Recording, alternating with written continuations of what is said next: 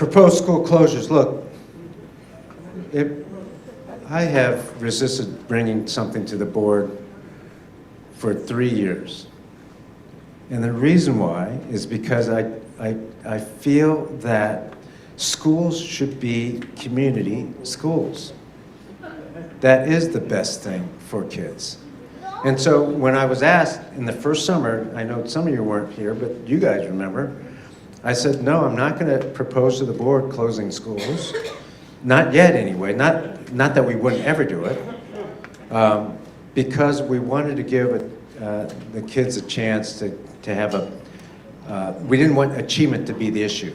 We didn't want our failure as a system to say, this is why your school is going to close. But I can't fight time and facilities and aging. And so what bothers me most now is that our schools that have the highest FCI, the poorest facilities, are our underserved populations. That is a fact. You're going to see it and where these schools are located. And that breaks my heart because I think they should be community schools, but they've been losing enrollment for a long time and the facility isn't working. I can't justify keeping kids in a school with some of the pictures you've seen or that has, air conditioning unit that goes out all the time, can't be heated, or has just a smell in the teacher's lounge. I mean, just all kinds of things that's not right. So even though we have to close it, we're going to put the kids in a better school, better facility-wise, and as strong instructionally. That's what we're trying to do here. So even though we started this process, I don't know if you remember last spring, we talked to you about facility condition index and how we're going to whittle down and how we choose it. Let me go over a couple of those things here. So most of all, it's about keeping our kids safe and in schools that operate well. I mean, functionally. That's the deal. And if we can't do that, then we got to do something besides keeping them in the same place. While we choose, though, we want to minimize disruption.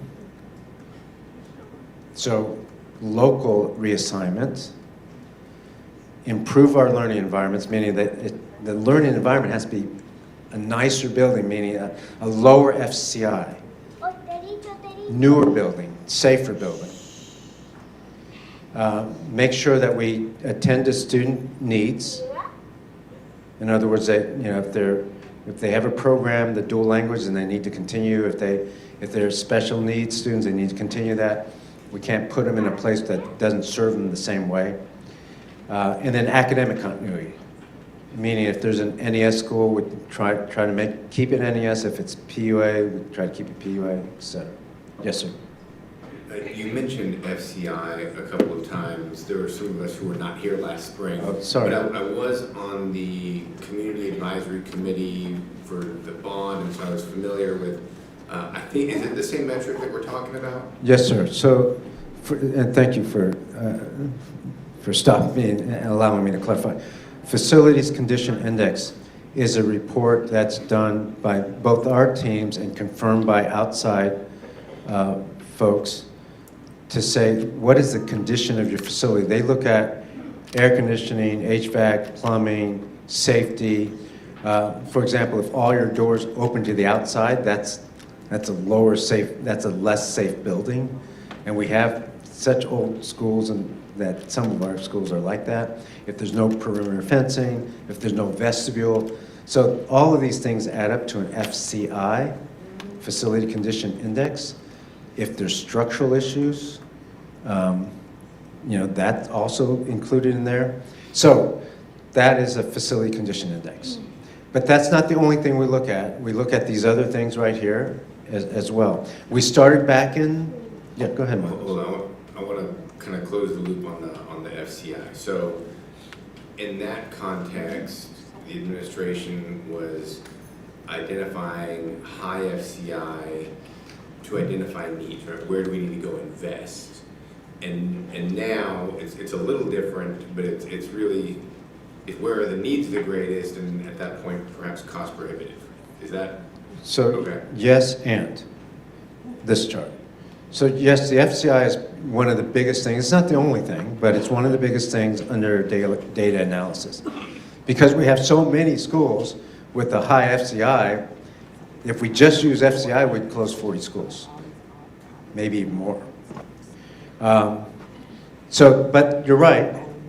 It starts there as one of the key indicators of a school that is a candidate for it. But we also look at, enrollment. We look at capacity. If there's 1,500 capacity in a building has 1,500 student capacity, and it has 300 kids, we got to figure out how to make better use of that building. Doesn't mean moving the kids, it might mean moving another group of kids there. We look at feasibility check.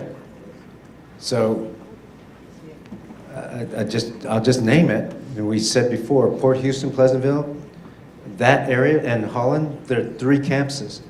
There is no nearby school that has a much stronger facility. So you're going to see we're going to pick the best of the 2 bad facilities, facility-wise.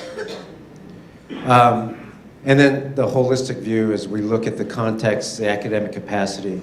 So it's not an easy decision. It's not a matter of just plugging it into a formula and spitting out a school that we should close.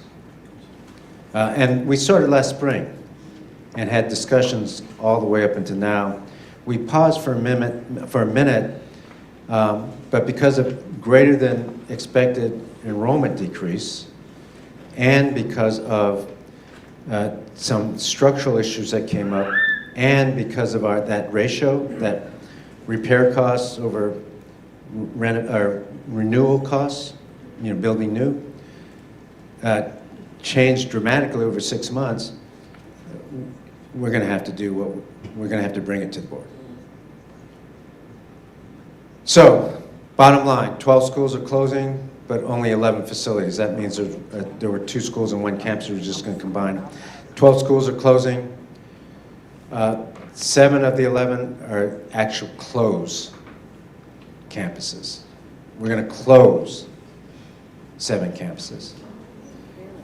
4, those campuses will close, but they will be co-located.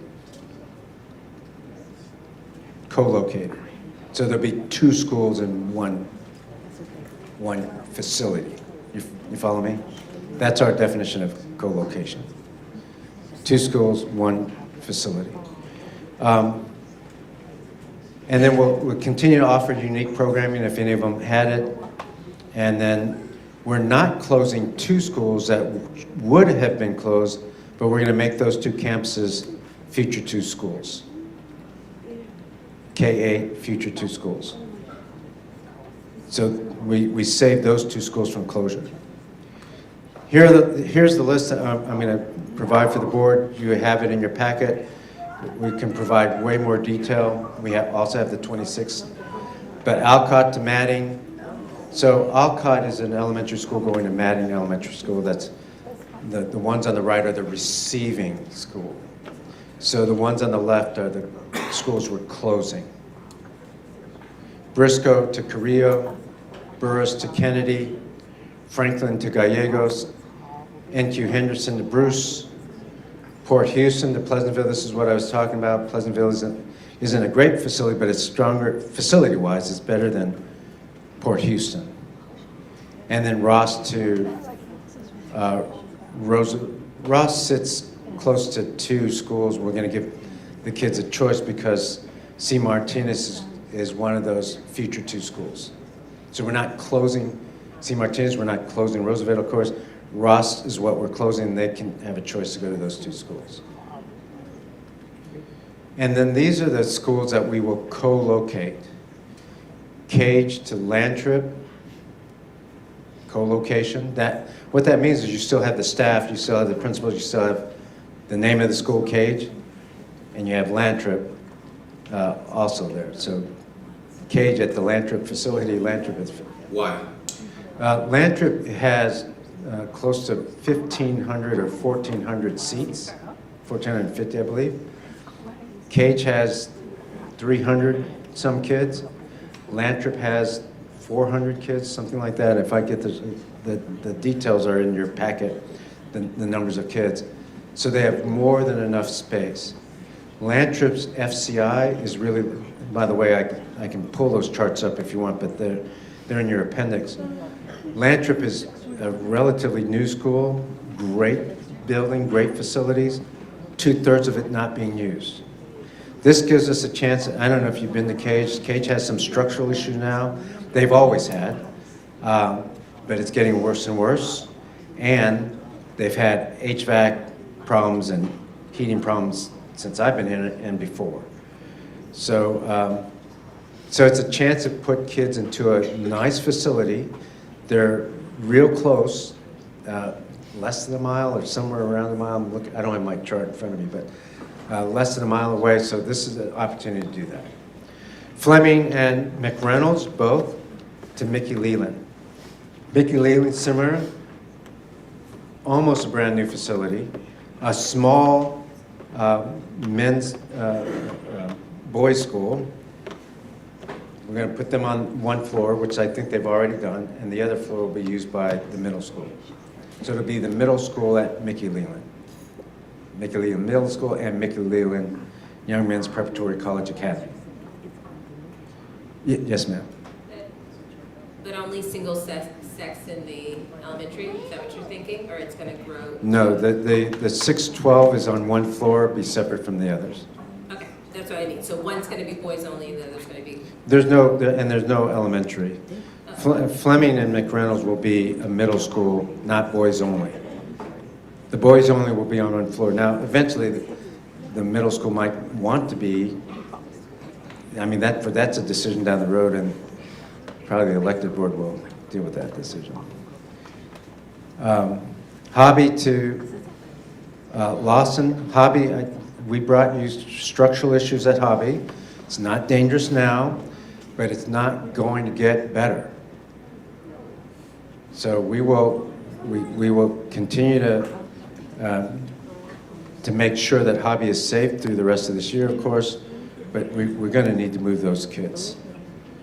But at Hobby, we are going to take the pre-K and kinder just to have a little bit more space at Lawson to the MLK early childhood center. And then finally, Gulfton has 60 kids. We're just going to absorb them into Liberty High School and give them the advantage of having the programs that Liberty High School has. They're in the same building right now, just separated. So we're just going to close that and make it much more efficient.